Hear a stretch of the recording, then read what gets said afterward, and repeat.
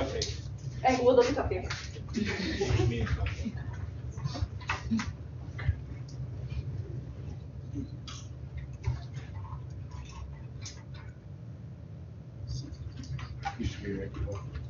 Okay, our first speaker today is Shamina. Shamina is a second-year master's student at UIUC under Professor Thomas Overby. Her current research is focused on developing an intelligent fault location algorithm for distribution systems using localized voltage measurements. She received her Bachelor of Science in Electrical Engineering from Washington State University in 2012. Thank you. All right, hello everyone. So today I'm going to be presenting on the automation of commercial power system software for data-driven research. So this is more of like a method project. And this is a work that I worked with Sora, Professor Overby, and Caroline Marzinski. So first, a little background. So there are a lot of power system analyses that are performed using these software packages, including not limited to contingency analysis, transient stability, fault analysis, and so forth. And some of the common software packages are listed. But one aspect of these analyses or studies is that they are often require external processing in, say, a computational program. And this can become very burdensome once you have a research that's using lots of simulations or iterations. You're having to manually transfer the data constantly for each iteration or simulation run. And so one way we can combat this is using this capability that is built into some of the power software packages, which is a COM automation server. And this COM, so component object model, is a binary interface standard for software components.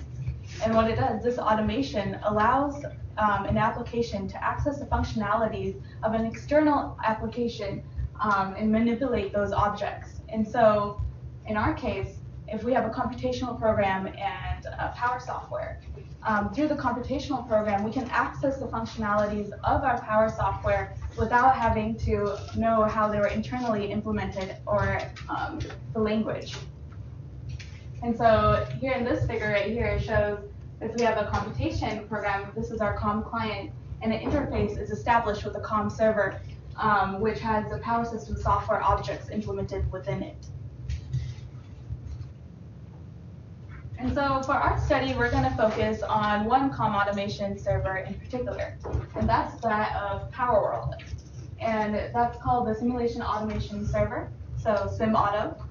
And it provides the user the capability from an external platform to access the PowerWorld functionality, so like say running simulations or contingency analysis and so forth, from a program that was externally built. And this can be done using the simulator script command. And be done all in that computational program.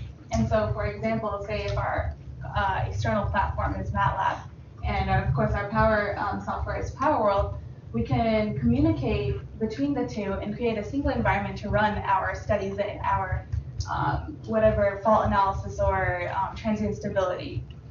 And the setup for this COM server in our computational platform is relatively easy.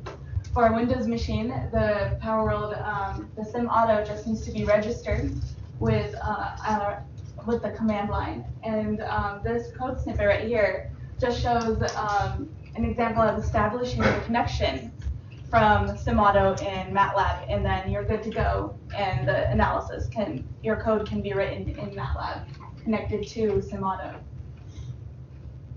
And so to explore this, to see how using this SimAuto function or this COM server automation benefits an algorithm or a study, we can look at a particular case, and that's an iterative simulation-based fault location algorithm. And so this algorithm is using the fact that there's localized measurements, voltage measurements available. Traditionally, most fault location methods use both current and voltage measurements. But in this case, with this localized measurements available, we can focus on a method that uses only voltage. And this particular algorithm uses is simulation based. So in our case, given a model of a distribution system, a fault type, and fault phase, a measured voltage profile is obtained from our distribution network, and iteratively simulated voltage profiles are obtained from the software, in this case PowerWorld, of different fault locations and impedance combinations. So we have a measured voltage profile, and we're comparing it against simulated voltage profiles. And this is done using the Euclidean error norm, as shown. And the best match is determined according to a specified threshold value, and which in this case is the highest measurement accuracy noise. And so the measured voltage profile is iteratively compared against these simulated voltage profiles. And the Euclidean error norm is calculated, and until the threshold value, or it's under the threshold, we find the best match. And here it's illustrated a best match comparison. So we have a simulated three-phase fault at bus 7 with impedance 15 ohms compared against the measured voltage profile. As can be seen, they're pretty similar. And so this is how we can say this is our best estimate for the fault location and impedance. But nonetheless, this algorithm requires many simulations to be done. This table here just shows for the four different fault types and fault phase and fault location for a 13-bus system. These are all the different types of faults that can occur. But even given the fault type and fault phase, as assumed in the earlier algorithm, we have to go through a range of impedances as well and iterate through those to the maximum impedance of that particular system. And thus, the amount of simulations the user or researcher has to do increases significantly. And so essentially right now, after for this testing purpose of creating a pseudo-measured data, the algorithm, after the measured profile is obtained, after each simulation, the user must manually run that fault in PowerWorld, save and transfer that data into the computational platform, process it, and then check it against condition. And if it is not satisfied, continue back and iterate over and over again. And of course, this requires a lot of manual labor on the user's part, because they're having to keep on going and running and saving and transferring that data. So this is where the Sim Auto Server comes into play. So to decrease the amount of manual labor or the burden on the user, we can implement the fault location algorithm using Sim Auto. And so in this case, those manual steps of saving and transferring that data and also running those faults by hand each time is eliminated.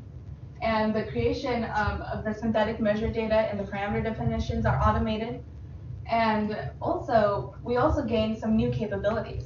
So for example, we're able to observe the nature of the problem through visualization such as contour plots, like as shown here, where originally, so this is showing a fault on bus 5 with an impedance of 1 ohm is our measured profile, and it's compared against every single fault location and combination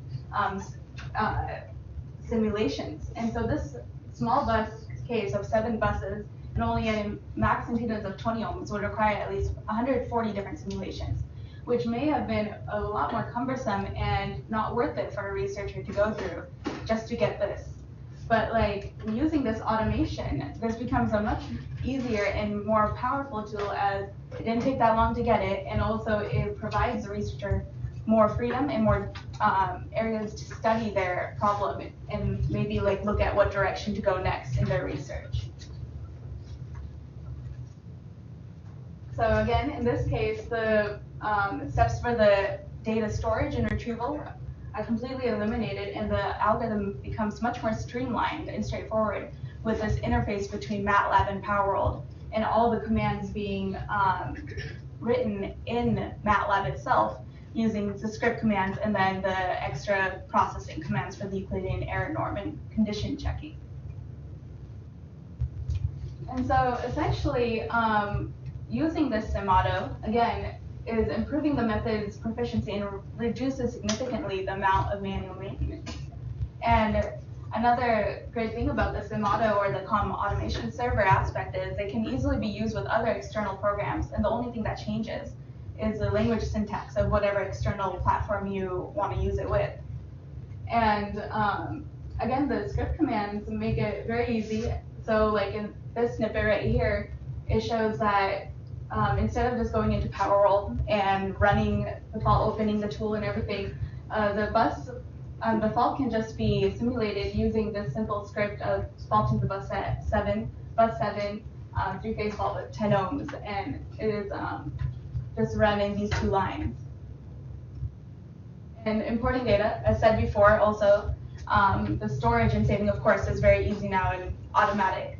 But it's also very customizable. This is a code snippet for saving the data, and since we're only looking at the voltage and the bus numbers, it can be specified easily and be ready to use immediately.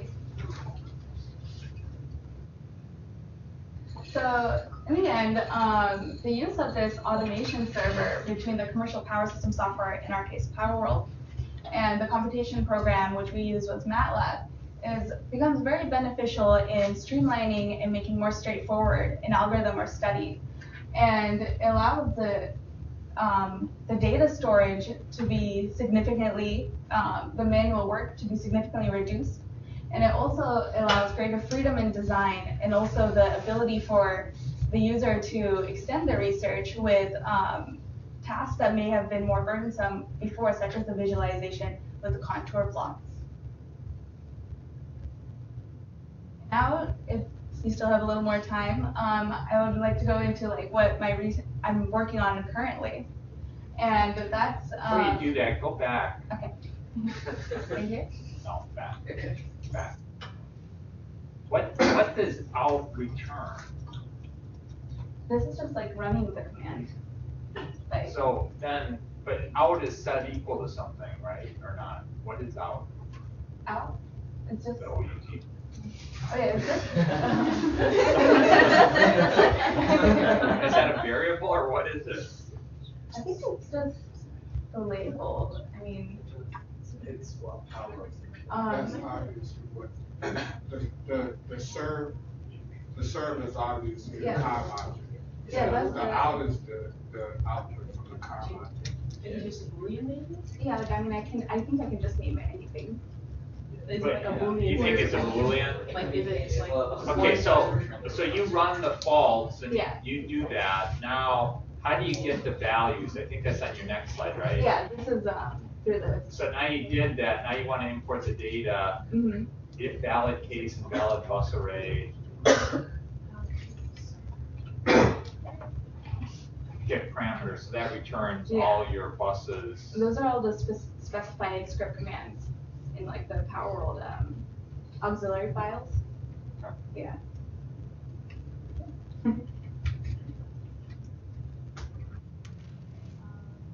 So yeah, just to extend a little, that fault location algorithm that was presented before, the iterative simulation-based one, is obviously pretty computationally burdensome. As given like a realistically large system, if you're having to iterate and simulate through all those fault and location impedances, the amount of simulations you have to do builds up pretty fast. And so what I'm trying to implement right now to combat that is the golden section search routine. And what that is a technique to find extreme minimum or maximum in a range of values in which you know the extremum to exist. And so in this case, by using this golden section search, I can intelligently select the locations and simulate them and use the resulting Euclidean error norms to narrow down the range of the possible fault locations until convergence. And so just a little bit more about how that would work is we would get the measured voltage profile from the network and apply the golden section search to select the range and probe locations. And so like for a simple 13 bus case where the impedance is fixed, like in the first line here, our range would first be the first bus and the last bus of bus 1 and 13. And the probing locations are selected using the golden ratio. And this is, those locations, those 4 locations are then simulated, and those voltage profiles are compared with our measured, and we get our resulting Euclidean error norms. And using those, the range is narrowed down until we converge, and in this case, it converges to bus 7. Wait a second. In the second one there, Yeah. okay, it looks like, what would you do on the second one? Because it looks like the minimum is between 4 and 5. Because you got 1 is higher than 4, and then 5 is higher than 4. Well, in the golden section search, what it does, like, you look at the probing locations, right? And so you always choose, like, you choose either your start point or end point in one of the probing locations. And so, since this one is the lowest Euclidean error norm, our new range would be between x1 and x4. Okay, but then wouldn't the fact that x4 is higher than x2 bother you? Oh, sorry. No, because you're selecting between x1 and x4. So that's your new range. And so x2 is still within that range. Right? And so that would still be within our new range, and you could converge onto it. But I guess it's 7. So. Then how did you get to 7?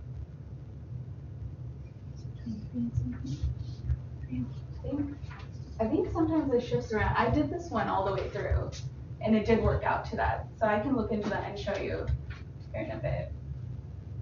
But I'll look at that. But it did work. I know that. I don't remember exactly how.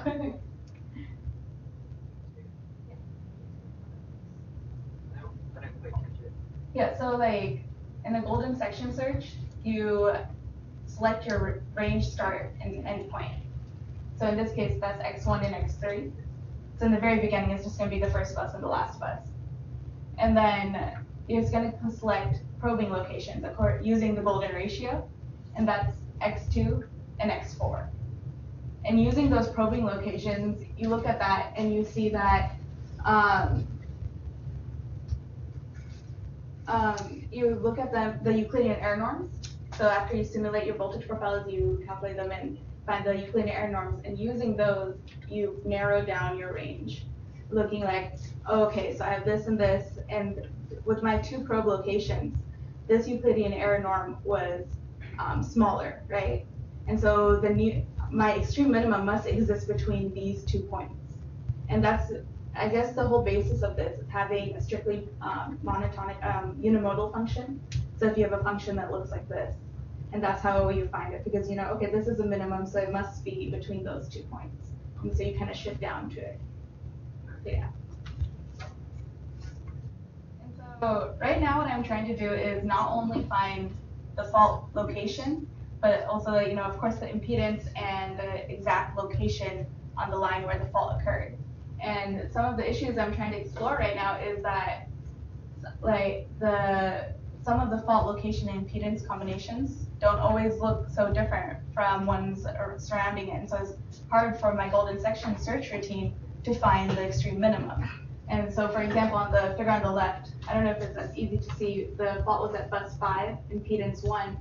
And you can see it's more easy to see where the extreme minimum is. Whereas here it's on bus 6, impedance 9, and it's not so clear. And so what I'm trying to do right now is maybe use the addition of, say, like historical data or dynamic data to help supplement my algorithm and find the most likely fault location. Any questions? Yes. I think I had a question with slide 16. Yeah. So is this method only good if you have certain bus numbering scheme, let's say from East Coast to West Coast, 1 to 13? What if 13 bus is close to bus 1? Yeah, you would have to have a specific numbering scheme because this routine requires a strictly unimodal function. So like I did actually come across that problem and I had to renumber my buses so that I would get that strictly unimodal function. So if that's the case, then this will be a problem when you're facing huge data sets. Right? But, you're not going to go through and a great number, thousands of bus systems just to match. But I guess like in this case for my fault location algorithm, I am assuming that I have the distribution model of the system, and so I could do that and just do it once. But yeah, but that is something to look into.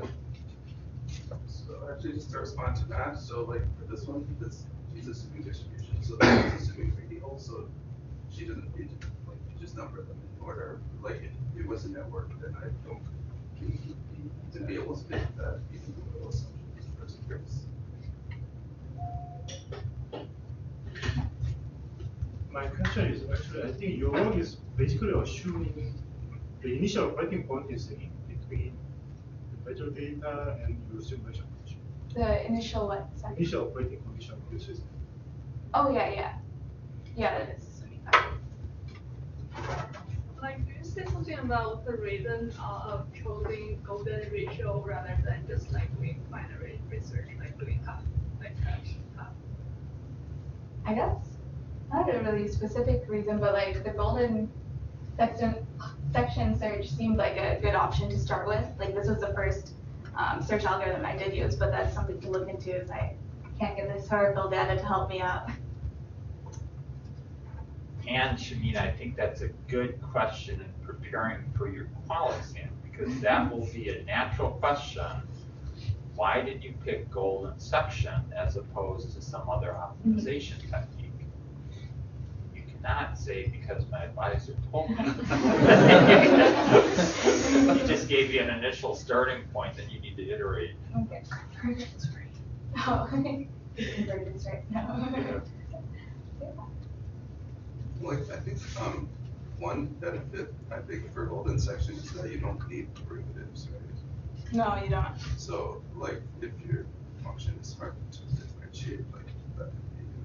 I will write that down for my call. Yeah, no, definitely. Yeah, there are reasons to use it, Yeah. you just need to know them. But that's a nice presentation, Shamina. Okay, thank Thank you.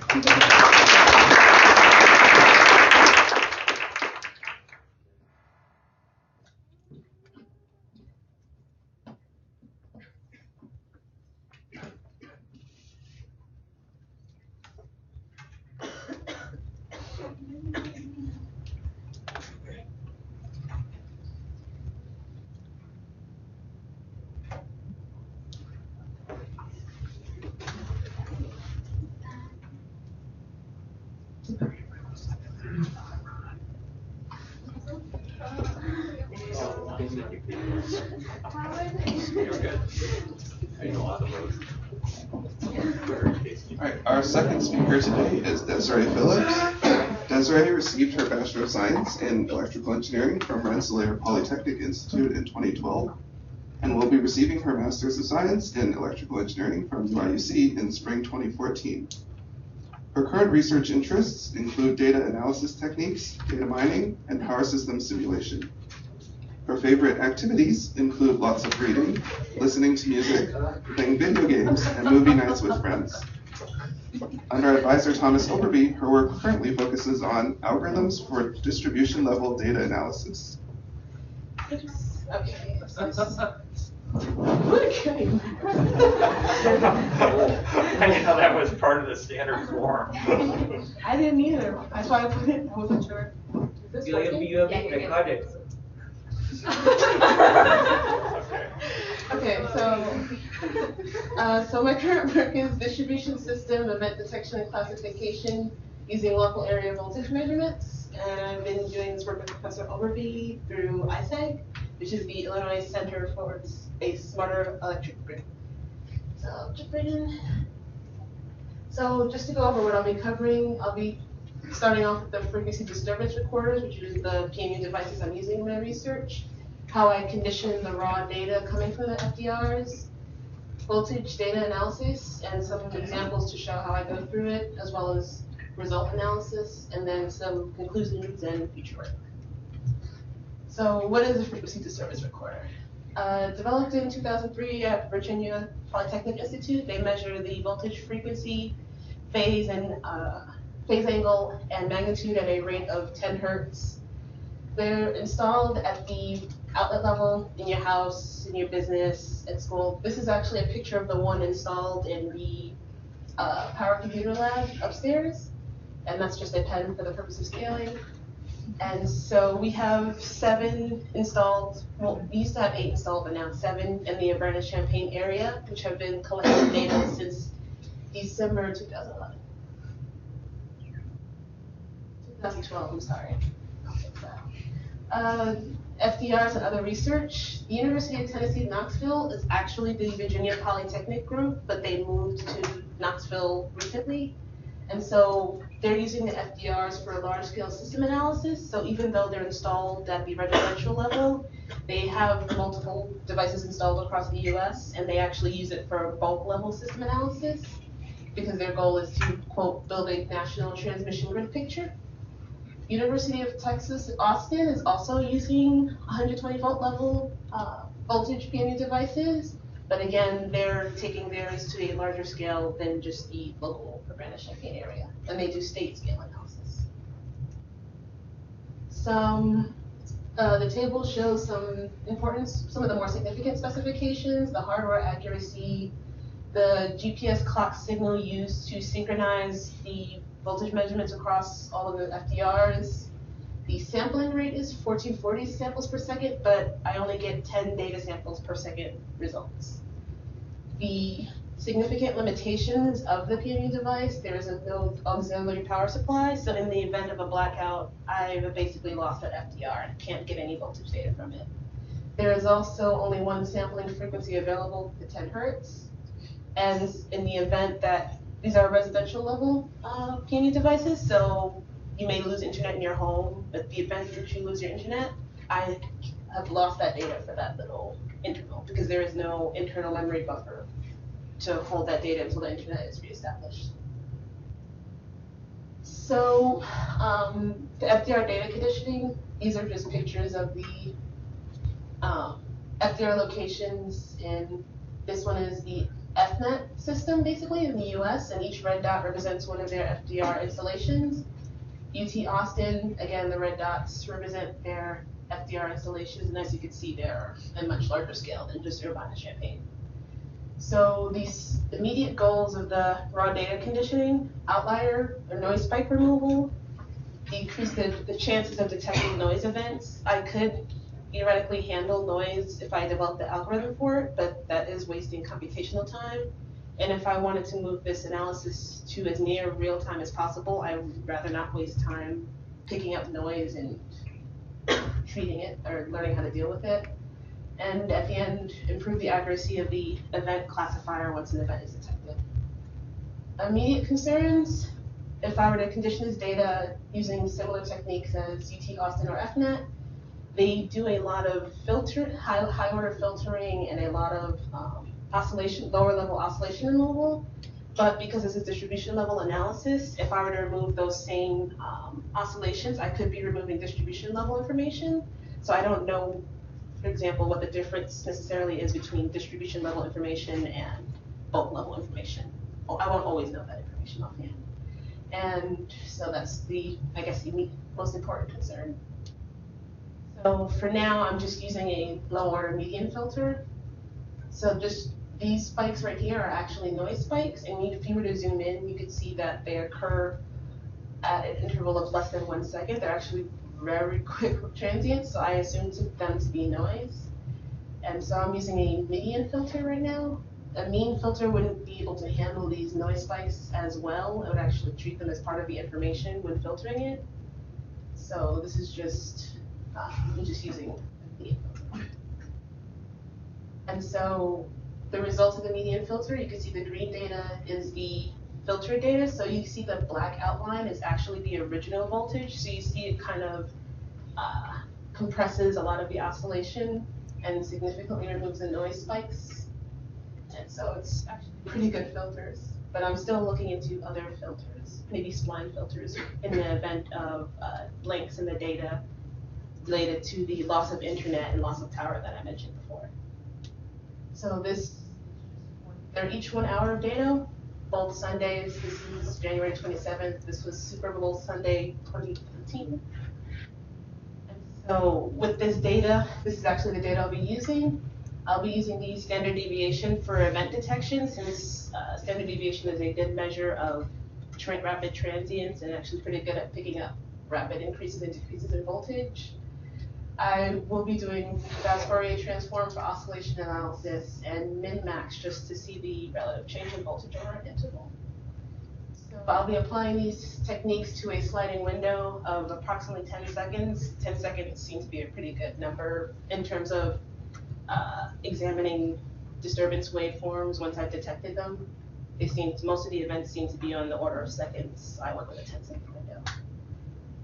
And if I decided, I basically ignore windows in which there are too many data blanks, about 10% of the window. If any of it is, if there's too much data blanks, I'll ignore it. So this is just a plot of the mean versus standard deviation. I decided to choose the mean for the x-axis because when I did a standard time versus standard deviation, it was kind of hard to see the unique spikes in the voltage data. So as you can see with this, it's actually mean versus standard deviation actually did a good job of isolating the significant spikes. And with this, I could actually follow the trajectory of the standard deviation, as these are indicative of events that are happening, rapid increases and then decreases in the voltage for each window. And so I actually set a threshold of about 0.12, which is represented by this line. And for these three peaks, I plotted the voltage magnitude waveforms. And so you can see that the first and second waveforms actually have pretty similar behavior in terms of what they are. This one, I've not been able to determine what kind of event it is. Maybe it's still noise, but it's actually happening over more than just 1 second, so I'm not treating it as noise for now.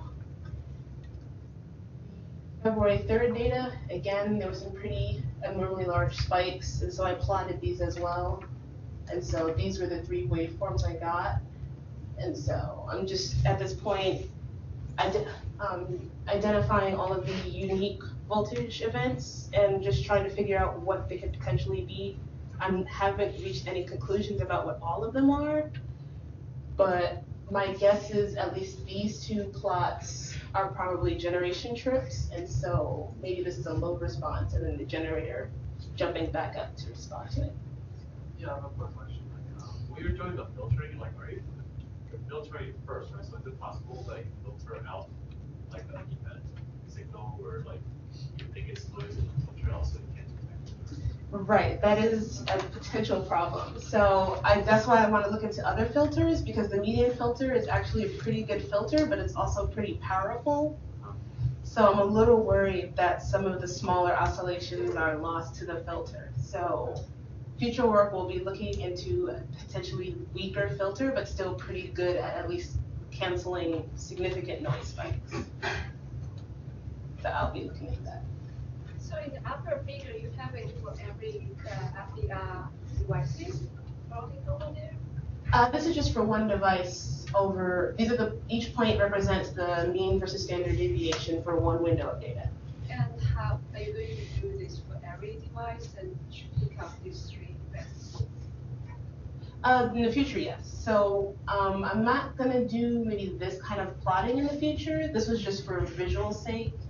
But what I'm looking into in the future is if I detect an event across one FDR, how it would appear across other FDRs. Because there's some events where I actually had this kind of waveform across all of the FDRs, but it may have, this drop may have not have been as large, or there may have been a slight time shift, so it may help me determine where exactly that event occurred.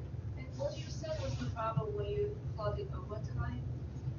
I plotted over time, and so I saw a lot of spikes, but a lot of the spikes were overlapping, so it was kind of, I'll include a plot of that, but. Overlapping in terms of? Not overlapping, but basically what happened was there were so many spikes, it was kind of hard to tell which one were unique disturbances. I'll probably include a slide on that, but it was it was kind of hard to discern which were events and the like.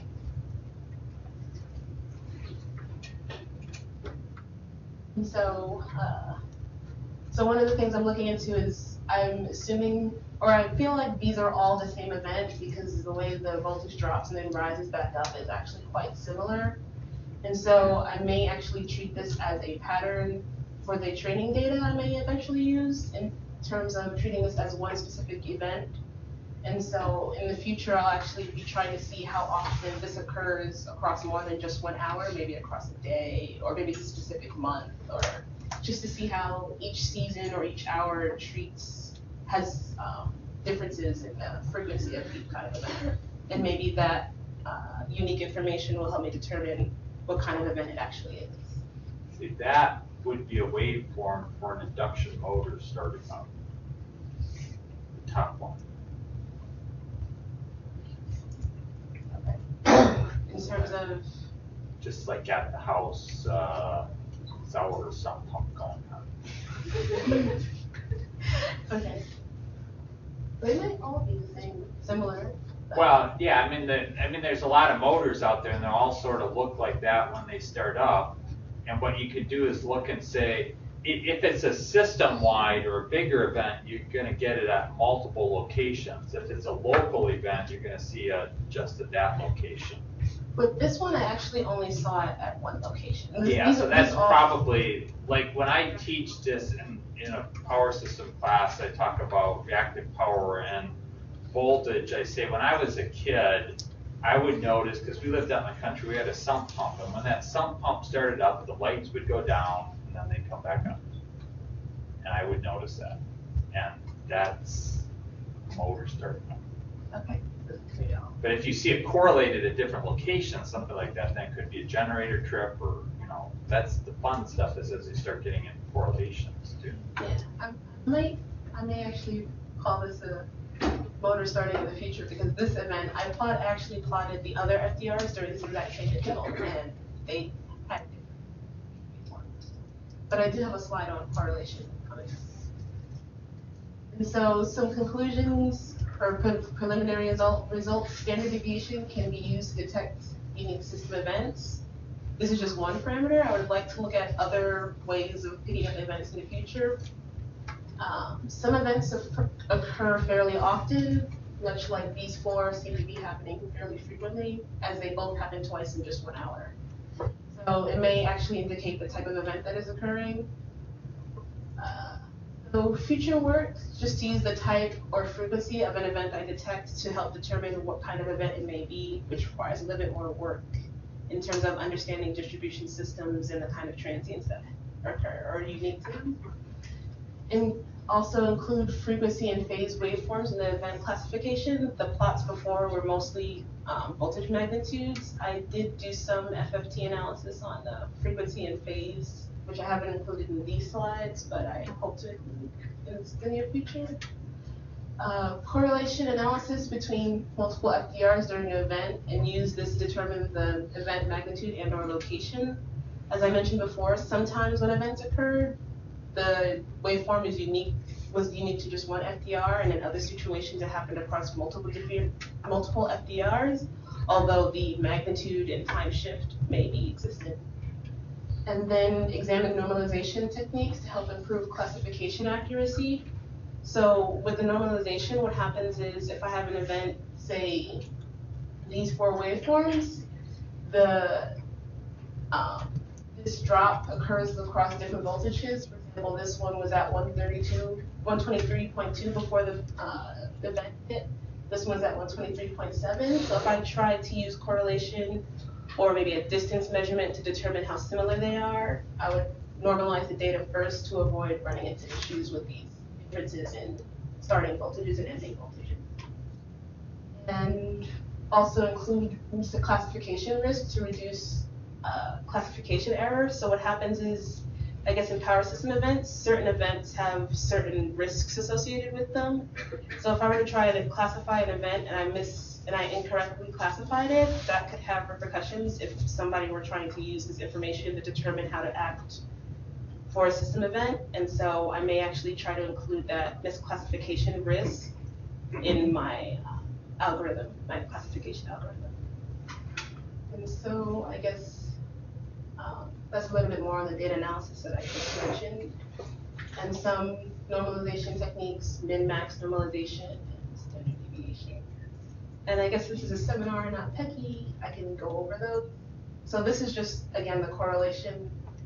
So you can see the voltage magnitude across multiple FDRs. There isn't much similarity, or it doesn't appear that there's much similarity. And so just an example, this is So is that Sauer's house at the top? Professor Sauer's house is always at the top. Thanks for telling the truth. He is always, almost every plot I have of him, he's consistently higher than everybody else. Did you show that to him? No, I did not. Well, you know, he's been saying that at 3:30, and then wherever he gives his seminar, he talks about his light bulbs burning out. We should Snapchat it. Right? We should Snapchat it. Yeah. He's usually 1 to 2 volts higher than everybody. He's almost always 1 to 2 volts higher than everybody else every time I plot this voltage. Wow. Well, all these years.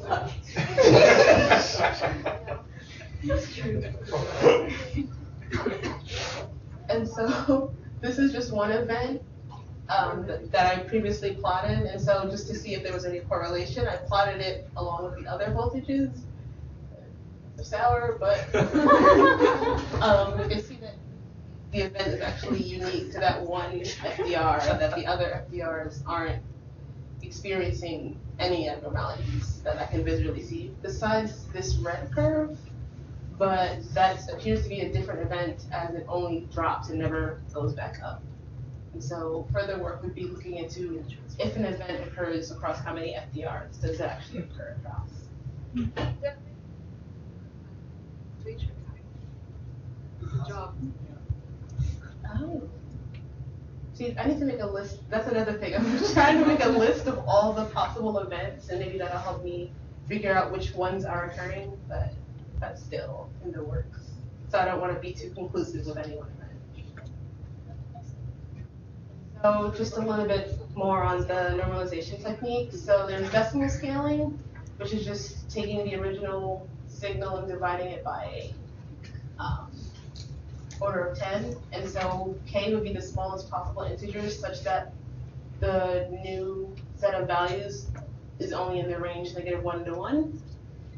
But the problem is, depending on the range of values you're working with, it may actually reduce it to too small a subinterval. And so that's why I mentioned min-max normalization, which is just taking the min and the max and normalizing across that, which would require additional search through the data to pick up the min and max, but it's computationally simple to implement, especially relative to decimal scaling. And then standard deviation normalization, which would be just subtracting by the mean and dividing by the standard deviation. And since I've been using the standard deviation to pick up events, and I'm looking into this one the most because it's also good for distance measures. So if I were to normalize by standard deviation, that might actually be the best choice for the event comparison in the future. So, yes. So I see like a lot of this, like all these filtering methods, is a little bit of guesswork, right? You see a transient, but you don't know what it is. Right. Is there any way you could create one and observe it? I know I'm coming from power electronics, so we do this. But would that be not okay on the grid, or like turn on a motor nearby and see what happens? Would that be a good way to characterize? We could do that if I had utilities on. Maybe, because right now I don't have any form of model, and I know nothing about the feeders or substations these devices are connected to, so I'm kind of going into this completely blind. Right. If I could, that would be awesome. Yeah, so you could. I would like to. It may give me a more intuitive feel of what's going on in the system to see a couple of events, but we'll see what happens. Well, the way it can move forward, and by the way, that's a nice presentation. The way it can move forward is as you get this data and start showing things, particularly that correlation plot, we can show that to the utilities, which are primarily Ameren, but I mean for me it's East Carolina, and get them interested, because as you start showing stuff to people, they'll be like, oh, I wonder if that's correlated with this or that, and that would be. I mean, so getting this out in presentations like this is good. Any other questions? Yep. Yeah, Oh, my, sorry. my question kind of feedbacks on Catherine's. So I was wondering if you, instead of testing your filters on data, you kind of feed it known disturbances. You know, it doesn't have to be like power system disturbance, but you know, maybe something that you think might happen to see if it filters out instead of using data and see what you get. I mean, by not power system disturbances, you mean by just a regular like? Yeah, you know, like some flip that you just make, you know, instead of taking the data from the FDR, you know, create your own data set that's maybe similar to the FDR, and you try multiple filters instead of trying filters on data and see what you get. I guess I could. Maybe It's a just, systematic approach towards filter selection. I guess, but it's just the thing is with the FDRs, I don't know exactly how noise works in an FDR. So if I were to try and do that, I would have to assume something about the FDR. And I don't know if it's Gaussian noise or I'm not exactly sure how FDR noise works. So I'm still not completely sure what I'm filtering to be exactly sure, to be honest. So I guess I could try it.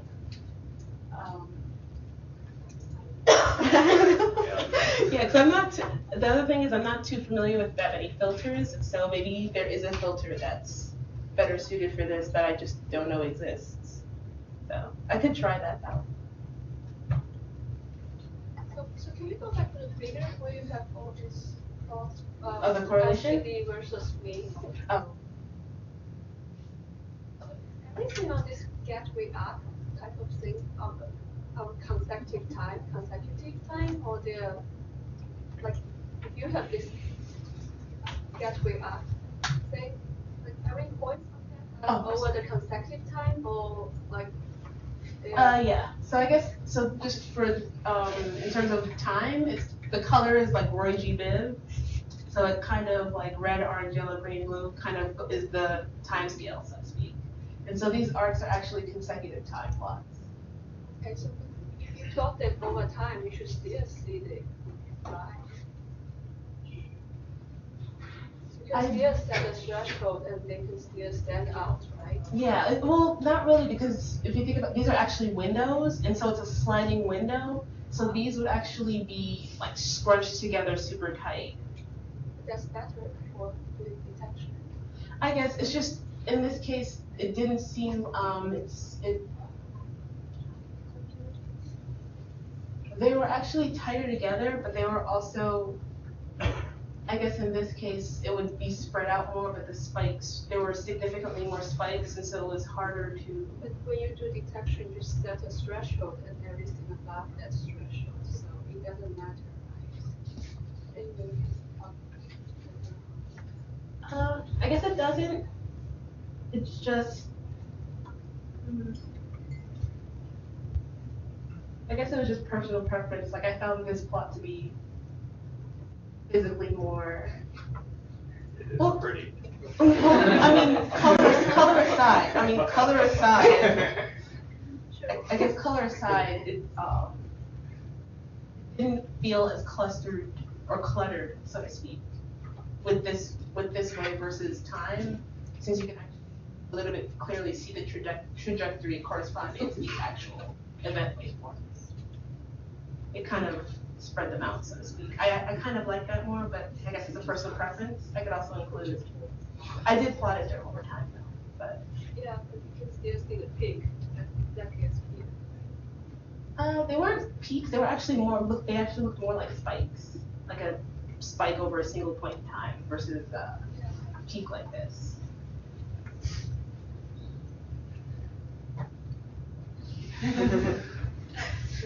Yep. I just wonder, like when a certain event happens like this, do you also look at the frequency? Is the frequency also kind of have some certain pattern? I mean, the frequency pattern rather than what is when There were a couple. It wasn't as distinct, so to speak.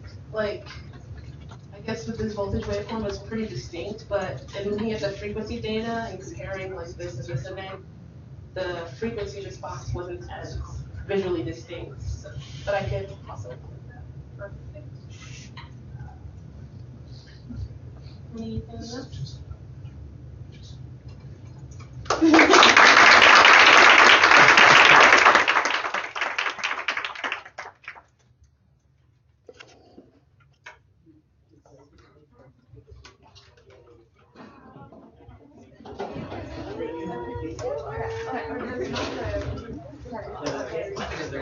So for Next chapter. classification of that, I don't want to. We might have to